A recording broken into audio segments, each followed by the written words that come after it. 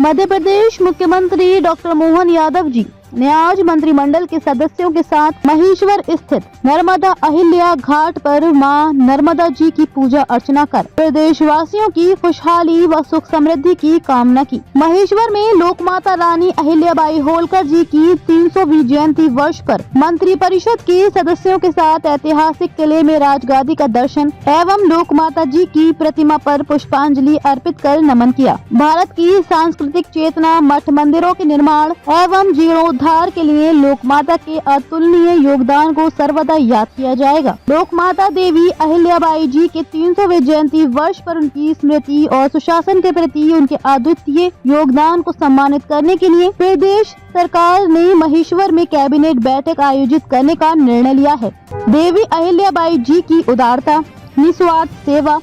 और प्रशासनिक कुशलता आज भी हमें प्रेरित करती है। लोकमाता का जीवन, सुशासन और लोक कल्याण का। मध्य प्रदेश धार खरगोन से जिला ब्यूरो चीफ सौभाग्य प्रजापति रिपोर्ट। हम सबका सौभाग्य है मालवा की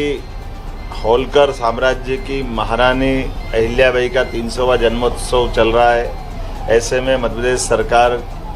के सभी माननीय मंत्रीगण और हमने सबने मिलकर तय किया कि महारानी का जीवन जिस प्रकार से लोक कल्याण के रहा है, उनकी अपनी जनता के प्रति जो उनकी भावना रही है, सुशासन के उच्चतम मापदंडों के साथ जिस प्रकार से महारानी अहिल्याबाई ने अपना पूरा जीवन जिया है, हम सबका फर्ज बनता है हमारे प्रदेश की बहुत बड़ी, न केवल प्रदेश की बल्कि देश में उनका बहुत विशेष मान सम्मान और स्थान है। खासकर सांस्कृतिक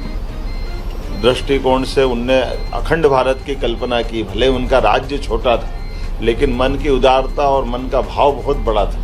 जिसके कारण से मुगल सत्ता के दौर में भी उन्होंने अपने सभी देवस्थानों पर न केवल अन्न क्षेत्र, न केवल पवित्र नदियों के किनारे घाट,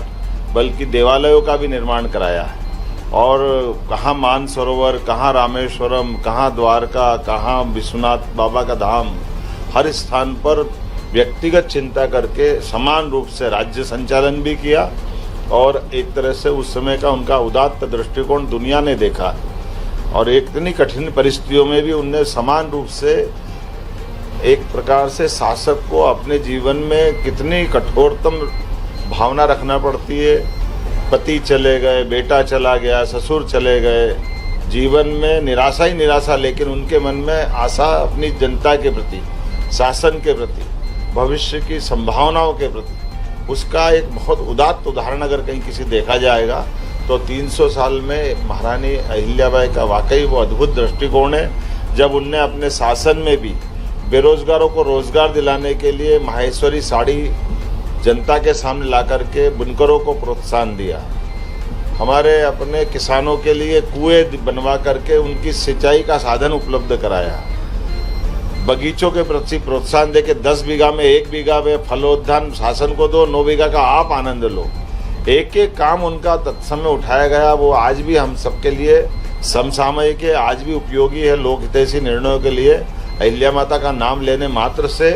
शरीर न केवल रोमांचित होता बल्कि शासन के प्रति हमारी उदात्त भावना को और प्रगाढ़ करता है। मेरी अपनी ओर से, हमारे सभी माननीय मंत्रीगणों की ओर से, माननीय उप मुख्यमंत्रीगणों की ओर से हम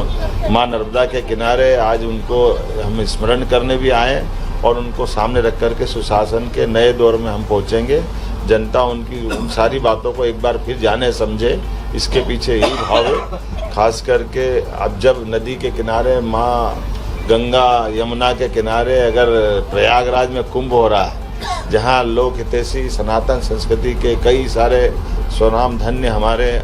आचार्य महामंडलेश्वर, शंकराचार्य, मंडलेश्वर, सारे अखाड़े जब हमारे सनातन धर्म की पताका लहरा रहे हैं, तो इसी समय हमारे मां नर्मदा के किनारे अहिल्या माता को स्मरण करने से निश्चित रूप से उसी भावना की पुष्टि होती है। मैं अपनी ओर से पुण्य स्मरण भी कर रहा हूँ और माँ का आशीर्वाद हम सबको मिले, इस भावना से हम यहाँ आज अहिल्या माता की 300वीं जयंती के आधार पर